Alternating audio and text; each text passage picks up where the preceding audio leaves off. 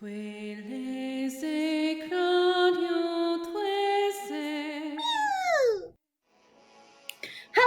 and welcome to another episode of Tales of the Abyss, and we are going near the end, and Master, you forgot to write in your diary! No, I didn't. I wrote in it, and I'm just reading it back to myself. Sure you are. Only room for one. Wow. In the course of this entire game, Mew learned sarcasm. As we headed farther on, I suddenly got caught up in a trap and separated from the others. That was sure clumsy of me. But I was startled to see that Ash had been caught in the same trap, and both of us were stuck in a room with no way out. I guess Ash and I really are the same person in some ways. Ash said that the room was made so that only one of us could get out. I tried to make him go, but he refused. So we both ended up fighting to prove who we were. I won. Ash wasn't civil about it, but he gave me the Sword of Lorelei. Now our roles have been decided. I'll defeat Master Van and free Lorelei, and Ash will help me. Just then, Oracle soldiers came and attacked, trying to take the key of Lorelei. I thought of staying with Ash to defeat them so that both of us could leave, but Ash told me to perform the role he had left to me. For all that he hated me, Ash really has left his hopes with me. I can't betray those. I put my trust in Ash and left the room to rejoin the others. The Grand Fonic Hynn. As we proceeded through Eldritch in search of Master Van, we came across the former mansion of Count Gardios. We started talking about the score, and all of a sudden Tyr recalled the 7th Fonic hymn, which she had never been able to remember before. She said Master Van had sung it to her as a lullaby when she was little.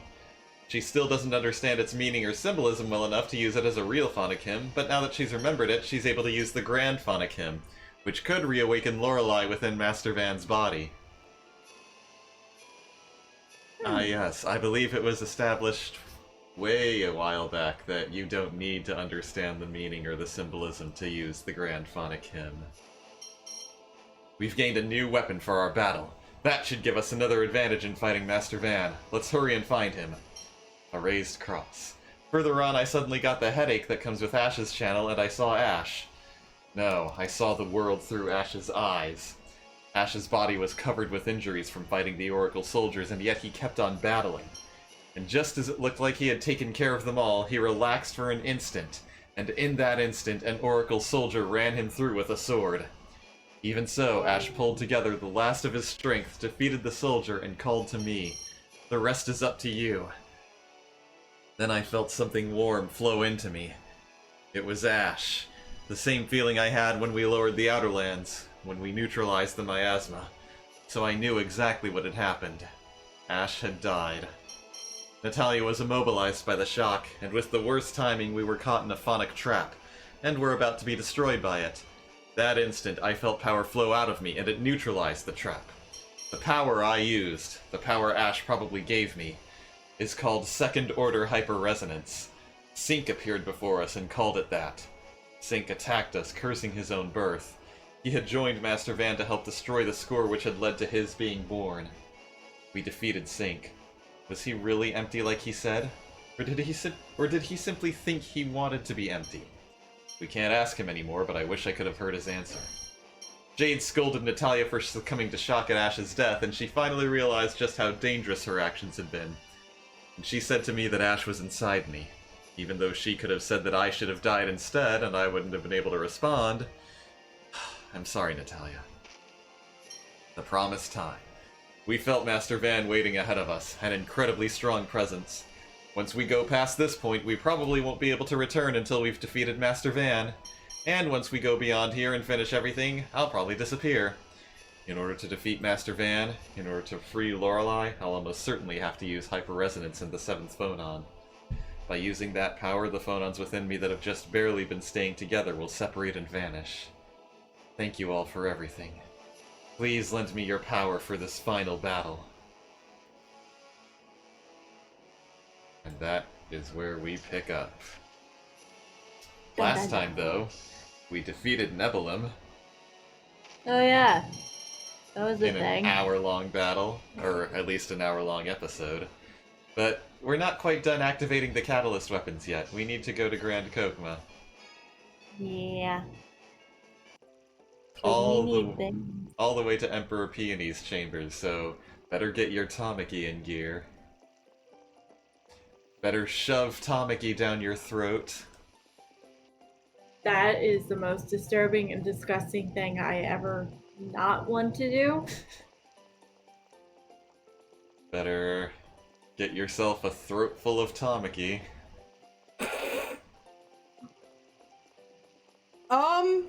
Phrasing. Hold on. Shouldn't it be Jade deep throwing Peony? Jade's job is to deep throat Peony, not Tamaki. I know we're an adult show, but come on. These are not images I need in my head. There's some yummy for you.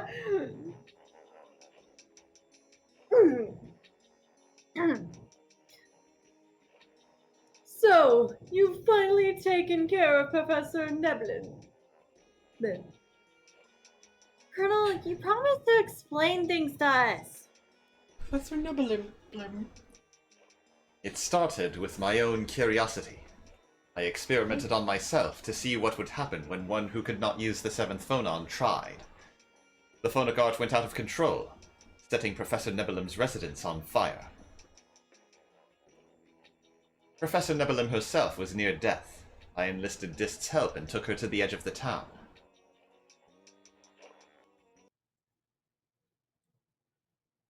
Jade! The professor is going to die! Yes, it's my fault. It's too late to save her now, but with Fomicry... Oh! You're going to make a replica of the professor? But we don't have a Fomicry machine! I'll use Fonic Arts to do it. I did it once with Neffy's doll, so it should work.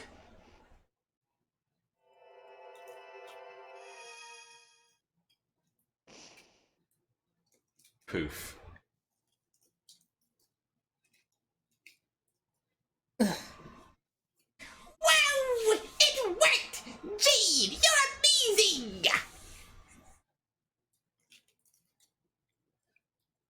What's going on?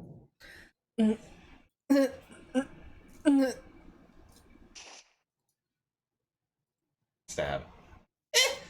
Ah! Kayla, do you want to get up here, baby?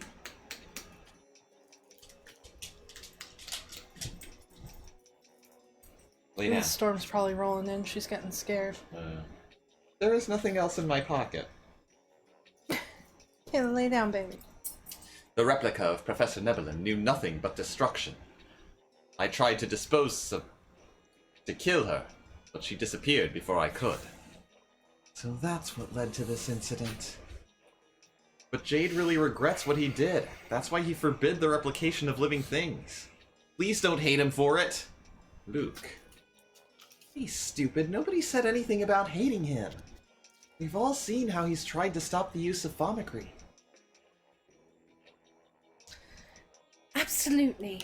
Colonel, thank you for telling us about what must have been a trying experience. Not at all. It's rather uncomfortable to be thanked. If anything, I deserve censure for what I've done. Colonel, there's one thing that bothers me. As I recall, Fomicry uses only the seventh phonon in creating replicas, not the first through the sixth. Yes, that's why replicas vanish when the seventh phonon separates. Huh? But Neblin Nebulim. was saying something about needing the first and sixth phonons.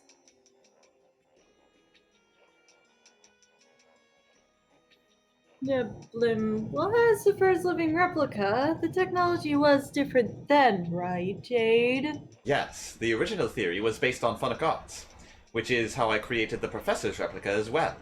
However, that method results in some phonons missing from the replica. You know, she has this much issue with names in this game. I cannot wait to see her reaction to names in the next game. That causes mental instability, leading to destructive behavior or abilities developing abnormally. Love you, Izumi. Why must you do that to me, Kage? Because this game coming up is one of my favorite games. I know. So that's what happened to Nebulim's replica. Yes, to overcome that problem, Dist and I modified the process to use only the 7th phonon. Sephiroth? Saphir. Then Saphir's alive, huh? He was always tough, wasn't he? He's a criminal, you know. Aren't you going to capture him? Well, There it keep is. him. Yeah, we'll keep watch for him, of course. If you see him, bring him in. Oh, and you keep that sword for a while longer. It might come in handy in your coming battles. I can hear it. Yeah. It is torrential downpour with where you guys are, isn't it? Yup. Fortunately, the mic isn't picking it up on its own. Wait! He really did come after us. How could you be so cruel as to leave me in Mount Ronil? Dist, weren't you to receive Professor Nebulim's replica data from Mose? What's with you all of a sudden? That was my intention. But by the time I recovered from the Tower of Rem, Mose was dead and Van was alive. Van's not especially kind to traitors, so I can't go back there anymore. I see. So that's why you made contact with the original replica. You stole the documents on the planetary phonic art from the intelligence division, didn't you?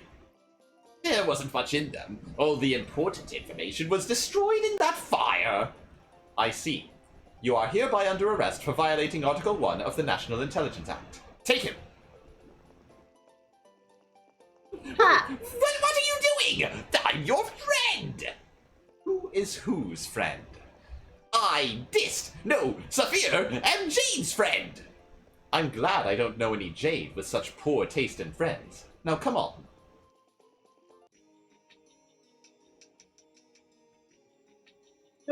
Thank you, Colonel. We'll handle the interrogation. Please do. Traitor, I'll hate you forever. Please do.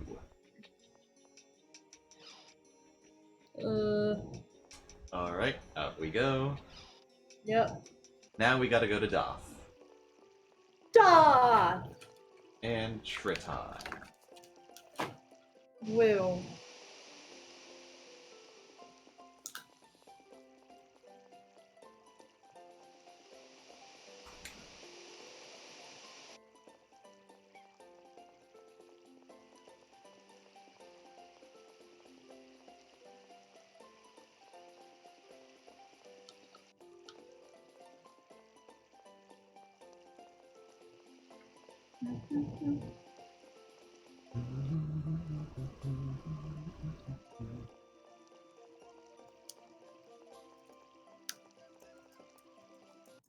Keep wanting to reach for the fast travel button.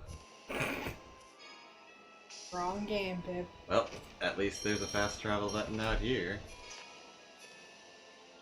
You know how many days it's been since it rained? A lot. Oh, there's the thunder. Well, I hope we don't poof. I hope not. Pray for the stability of our live stream. And the dog is freaking out. She's scared. You should know by now that nothing out there can hurt you. The difference is the change in the chemicals in the air. She knows what those chemicals mean. Which means it's gonna be a fierce storm. I see. So the records of the planetary art have been completely lost. That's unfortunate, but perhaps it is for the best. It may stretch for time. That heart of chaos. It may prove useful to you. Keep it with you for now. Really? Thanks! Alright. That side quest is complete. Moo. And the planetary art catalyst's weapons have been activated.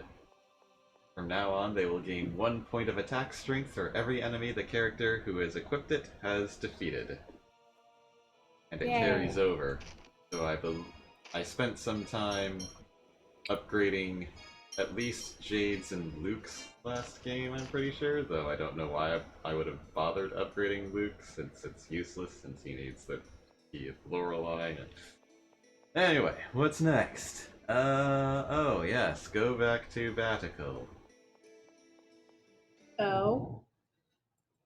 Yeah, we're gonna get a title for Luke, Oh. now that we have defeated Nebulum. Batical's up here. Batical's up there.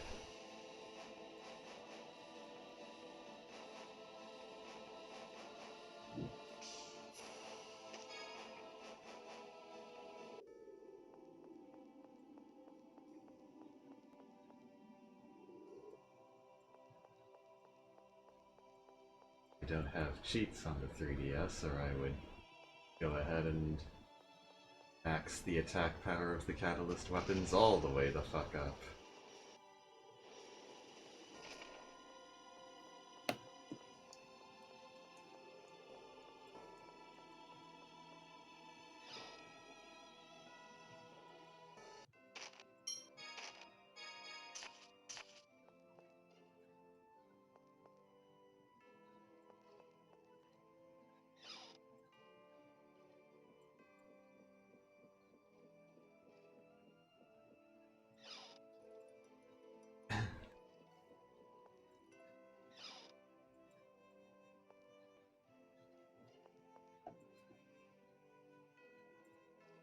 Oh, greetings, Master Luke, and to your friends as well. Hey, are you still working as a servant? I still don't have a replacement ready yet, and besides, I've grown quite attached to this job. Sure, after being a servant for as long as you have, I can kind of relate. Master Gylardia, that's not funny. By the way, what are those items you have? They appear to be more than just ordinary artifacts. Ah, these were the catalysts for planetary Fonic arts. What happened was... That must have been quite a challenge. Yet you took on an enemy of that caliber in a fight even more perilous than usual, and you still managed to emerge victorious. It was pretty tough. I doubt I could have handled it alone. Yes, she possessed power strong enough to threaten the entire world.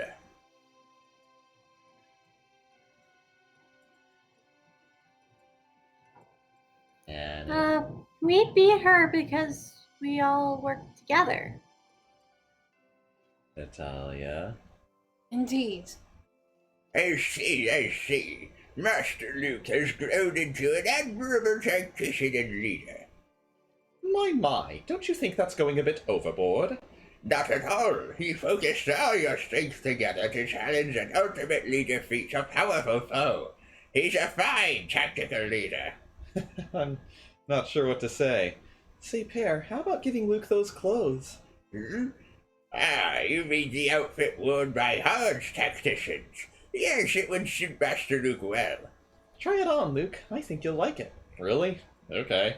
This way then, Master Luke. Nice! You look sharp. Ooh. Such traditional clothing is a rare sight these days. It's an elegant, formal outfit. I think that sort of garment suits Luke much better than his usual clothes. It looks splendid on you, Master Luke. Enough already, let's go! Thanks, Pear. At any rate, I don't expect you'll encounter an opponent stronger than that Nebulum, but please do take care. I will. Didn't get a good look at that outfit from the front, really. No. It looked like a traditional Japanese outfit.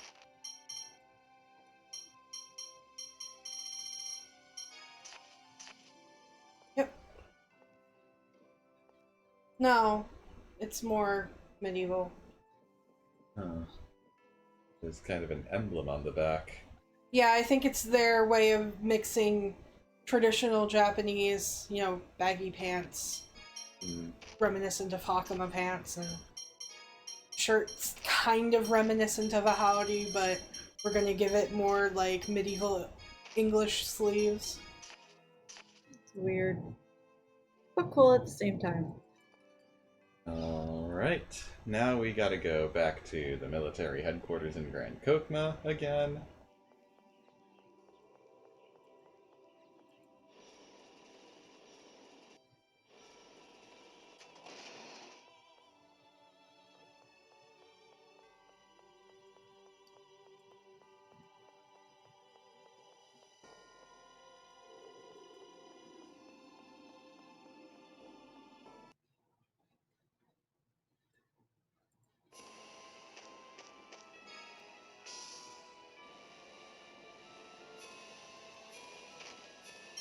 Okay.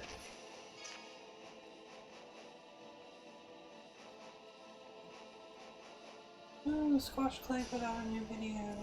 What? Squash. Oh, They're making. clay Pokemon. They're making Sirfetch'd. Surfetch.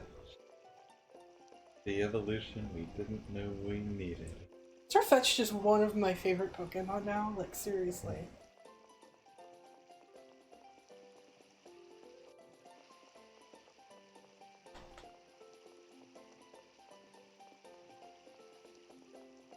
I named mine Lancelot.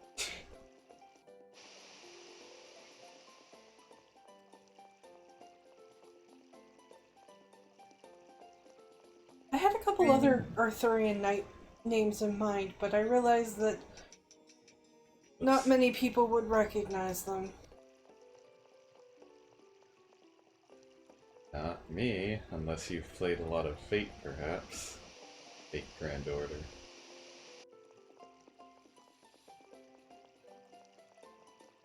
Yeah, well, Fate Grand Order also takes a lot of liberties with historical accuracy. That's assuming that there ever was a figure to be historically accurate in the first place. The Arthurian figures have actual stories, though. Like, they may not have existed, but they have actual stories that were written about them. I'm sorry, I have something important to tell Dist, so please wait outside. Is it something you don't want us to hear? No, it's not that. I'm going to inform him about Ash. I see. I'll wait outside. Me too. Then let's all wait together. Yeah. Thank you.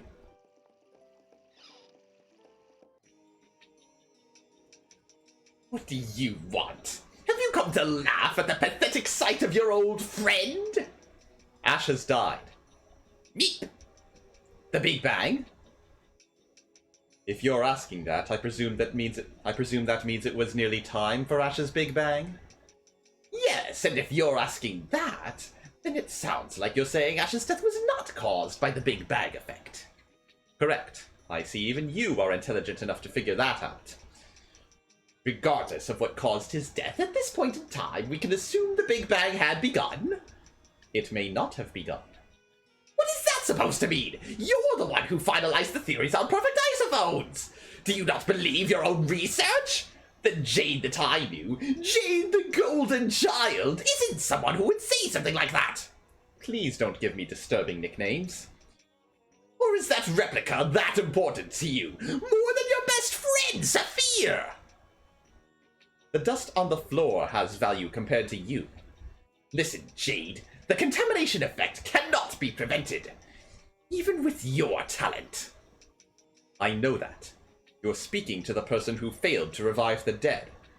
Fate cannot be changed. His memories will remain. No. Nothing but his memories will remain.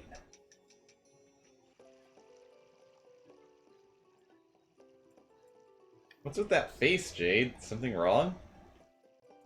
I was born with this face. It's the handsome face of a pensive man, wouldn't you say? That's what I get for worrying about you.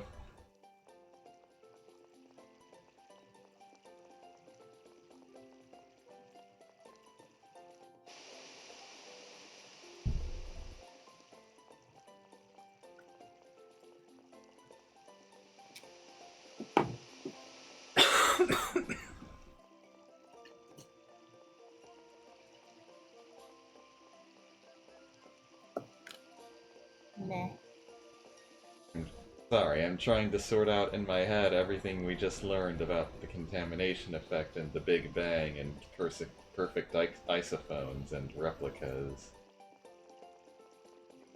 We know that the contamination effect involves drawing the phonons of another object into your own body. So that begs the question, what would happen if two perfect isophone replicas, who are essentially the same phonons, contamination affected into each other? They'd explode. They'd hyperresonate.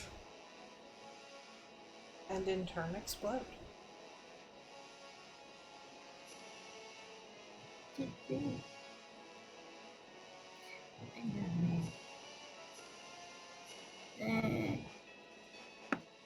So much. What? Sorry, I was thinking, and I just started flying and all over the place. I was like wondering, I was like, why are we flying all over? So, Where are we going? well, at this point, we're ready to beat the game, but Alright. there is Huh. one big, long optional dungeon we can do. What is this long optional dungeon? The Abyss Replica Facility. Was there story in it? I don't know. I've never actually done it. It's up to you, Izumi. I'm curious, but if it's really long, we'll be just sitting and not doing much, except, is there actual scenes?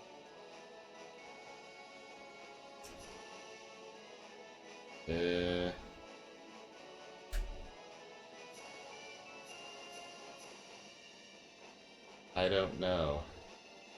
Like I said, I've never actually done this. You know what? It's just about time to cut this episode. We can start it off screen and see if there's scenes when we start it, and then decide whether we want to do it or not. Yes. Okay, we've got a plan. Till next time, then. Bye, guys. Done it. Hey guys! Do you like our content? Do you want to support the show? Click the link in the description below to visit our donation page. All proceeds go towards new and better equipment and games you want to see us play. Everyone who donates will get a special shout out at the end of future videos, and we're currently working on setting up some special perks for you. If you don't want to donate, that's okay too. You can support us by subscribing and clicking that bell icon so you get notified whenever we put out a new video. A huge thank you to Kyle Sheridan for donating and helping to keep our show going. Hey guys, thanks for watching this episode of Let's Voice Act Tales of the Abyss. If you want to watch the last episode, click the box on the left. Or if you want to listen to our fantasy journey of Dungeons and Dragons from our show called Saving Throw, then I suggest clicking the box on the right. So again, thanks for watching and see you next time. Janet?